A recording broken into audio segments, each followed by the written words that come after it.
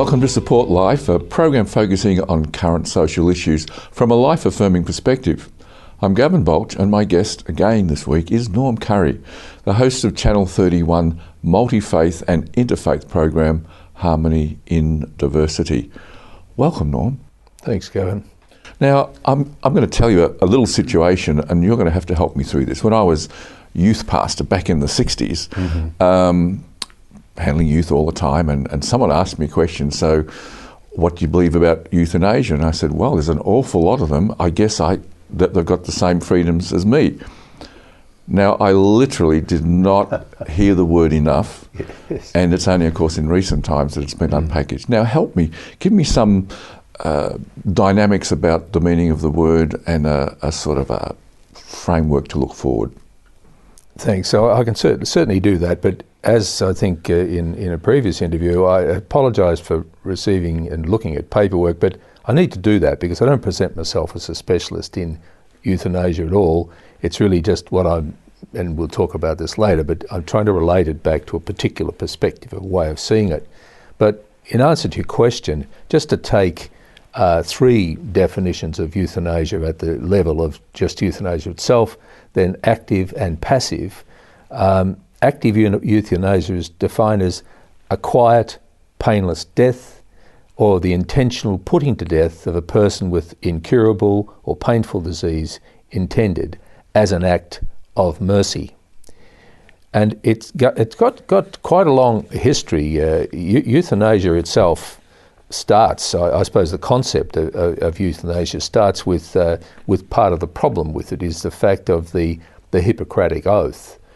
And Hippocrates is back in 460, 370 BC, who then made the statement that no one will prescribe a deadly drug nor give advice which can cause his death.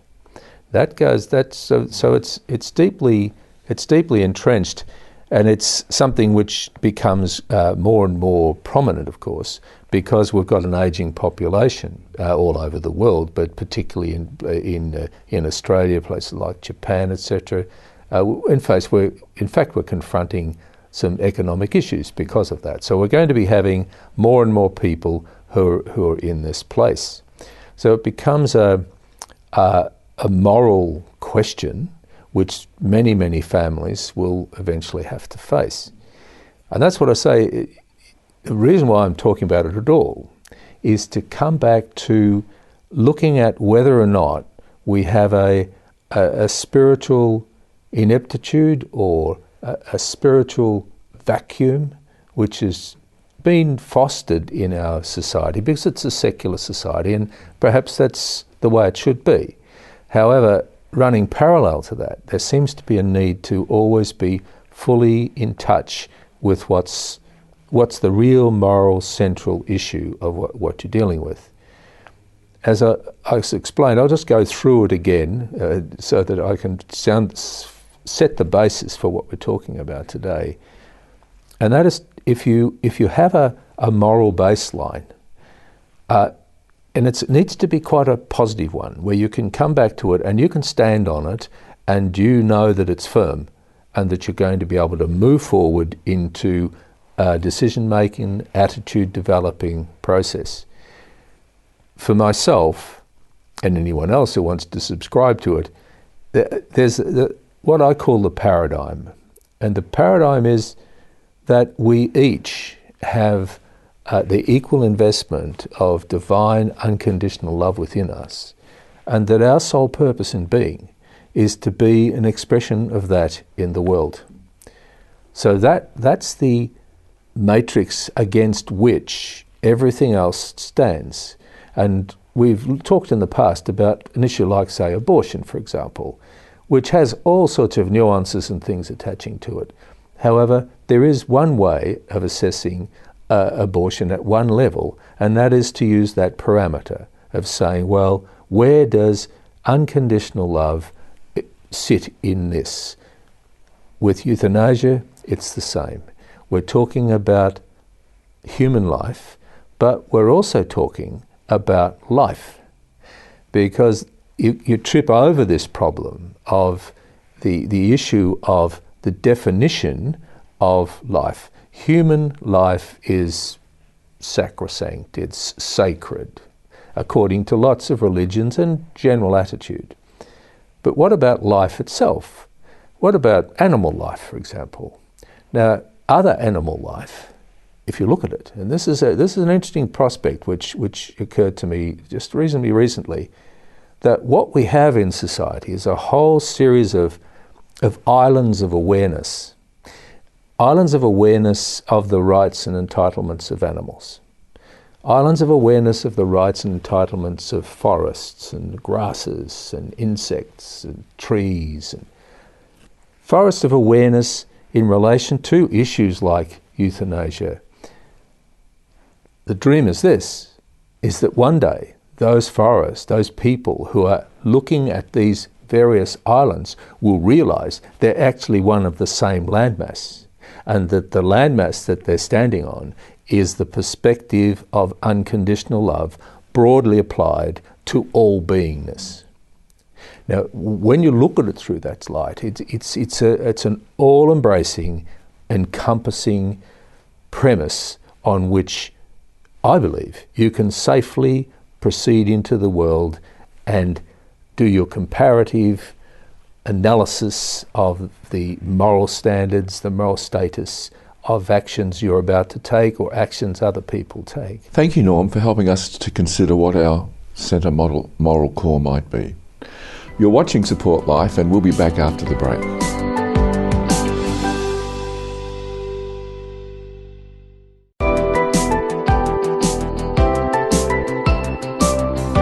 Welcome back to Support Life. I'm Gavin Baulch, and my guest is Norm Currie, the host of Channel 31 Multi-Faith and Inter-Faith program, Harmony in Diversity. Well, here we are again, Norm.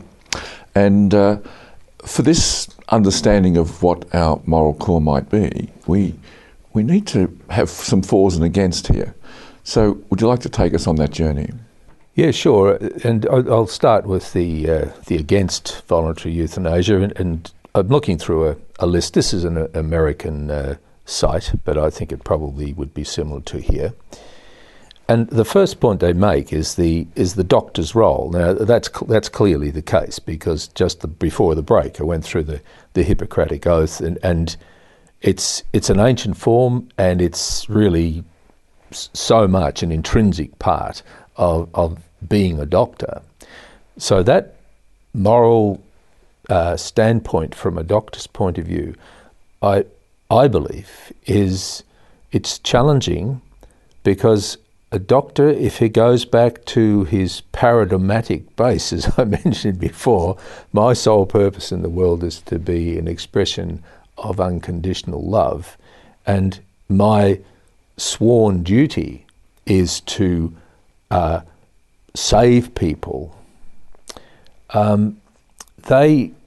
Does that, and I just pose this question, does that undermine a doctor's sense of self?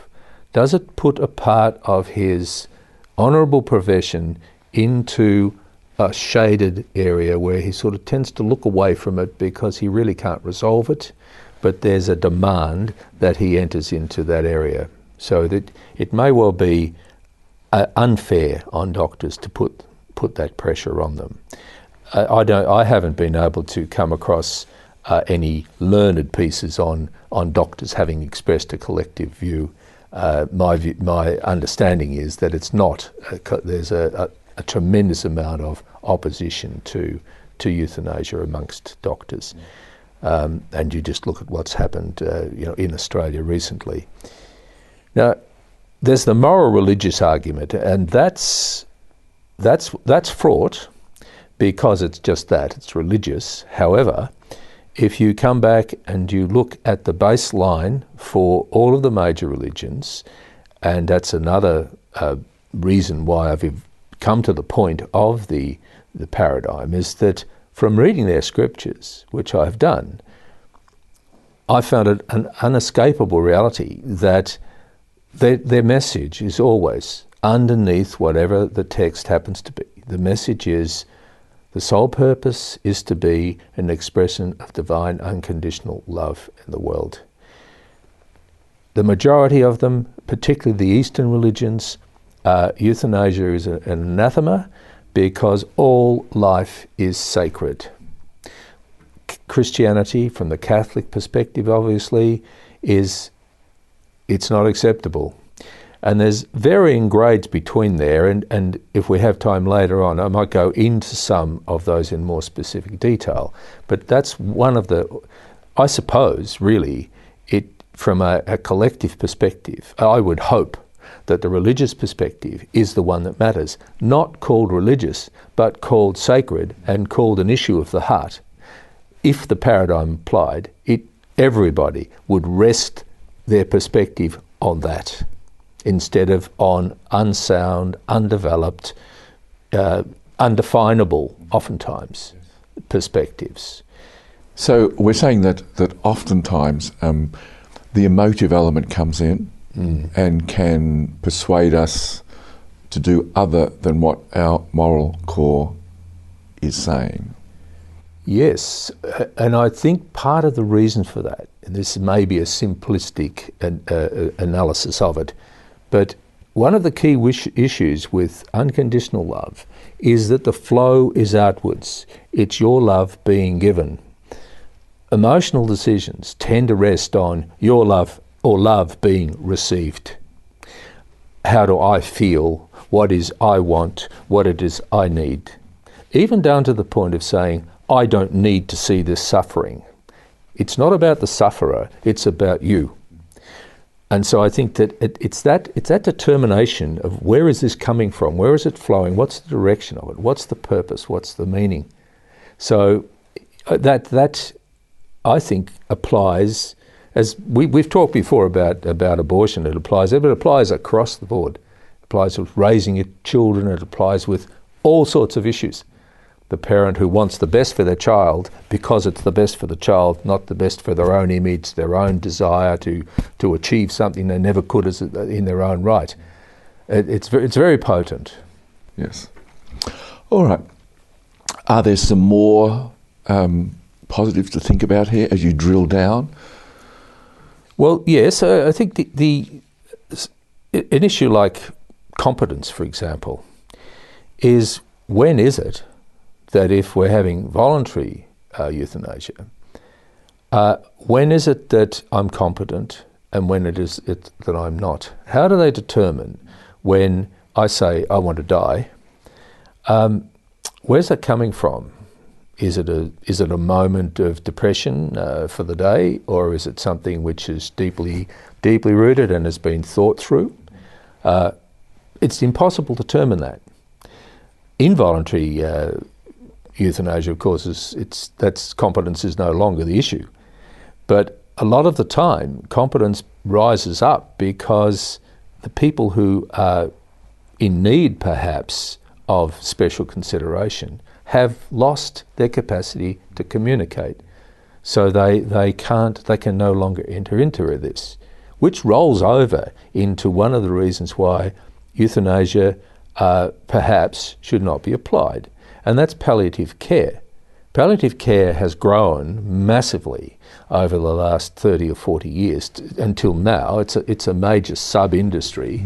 It doesn't get enough attention, it doesn't get enough support, but in effect, there's a huge demand and a huge need for palliative care, which can be given in the home or in specialist institutions, etc. But so why do we need to look at the end of taking control for ourselves of something which I suspect is actually a receiving love, not a giving love? We don't really need that, perhaps. Palliative care needs to be really closely looked at as an option in there. I guess sometimes palliative care threatens the observer too, because depending on your paradigm, you might have a view that says, well, it's the law of the jungle, it's the survival of the fittest, therefore are we not wasting time here just pouring substance into maintaining breath? Yes, that's interesting, but it comes down to once again, it's extending love.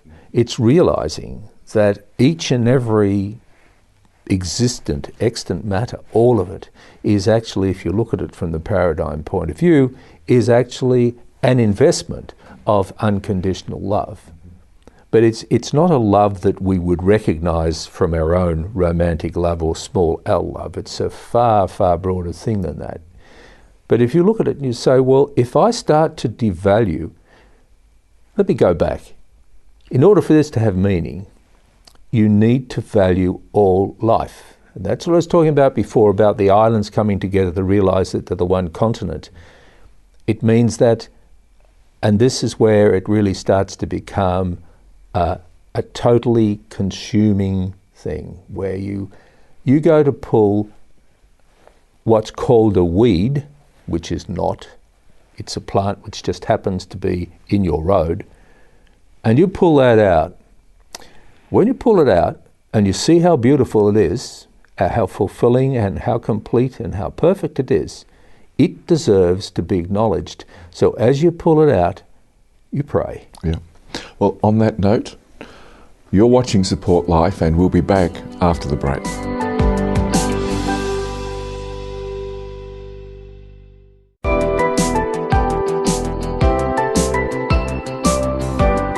Welcome back to Support Life. I'm Gavin Baulch, and my guest is Norm Currie, the host of Channel 31 Multi-Faith and Inter-Faith program, Harmony in Diversity.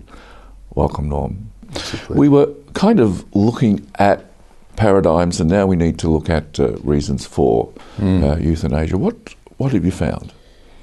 Well, once again, as for against, there's a whole range of flaws. And the first of those is actually this issue of freedom of choice. Now, that is loaded. That freedom of choice is loaded. Choice for what? It's a situation where the person who is going to exercise their choice is exercising the choice over something which doesn't just belong to them. Take somebody's mother who's got 3 children and 6 grandchildren and a couple of great-grandchildren, etc., etc. They're all in this story. The society at large, community at large, is in the story in various ways, from the medical profession, the person who might be committed to aiding this person. They're all. So the freedom of choice is, in that case, sure, but it's a very selfish choice if the rest of the picture is not taken into account. So whilst it might be true, and it has some appeal in liberal democracy, certainly, but it's fraught because it doesn't have or has the capacity to ignore a lot of crying grandchildren, for example. The quality of life, sure, if a person's quality of life is gone, then you'd look at it, and there's the key point. You would look at it. You would not be it. So we stand there and we say, and there's sundry examples of this, of people who are severely disabled, who would appear, if you look at them, to have no quality of life, to be all sorts of things which we as normal people, I use that in inverted commas, as normal people enjoy. However, it's been found many, many times that those people locked in those places, people who become quadriplegics, paraplegics, and you go, oh no, but they actually, some of them, fulfill the most fruitful lives. And so to say the quality, who's making the decision? It needs to be very carefully looked at, because once again, it's a box that we put ourselves into. I don't have quality, they do have quality. Envy, jealousy, etc., etc., etc., grows from this as well. The same rolls over to dignity. Whose dignity we're talking about is the dignity of the individual. Now, hang on a minute. That is a judgment made by me about what is dignified for that person. I haven't gone to them and said, well, Is it dignified for you to be laying on a plastic sheet with excrement everywhere because you can no longer control your organs, or your fundamental organs anyway? Now, they might be moaning, they might be doing all sorts of things. But once again, it's me taking information to myself and making decisions for that other person. Or am I in a position where I love that person regardless, and I give to that person as much as they need for them to be at peace, looked after, cared for?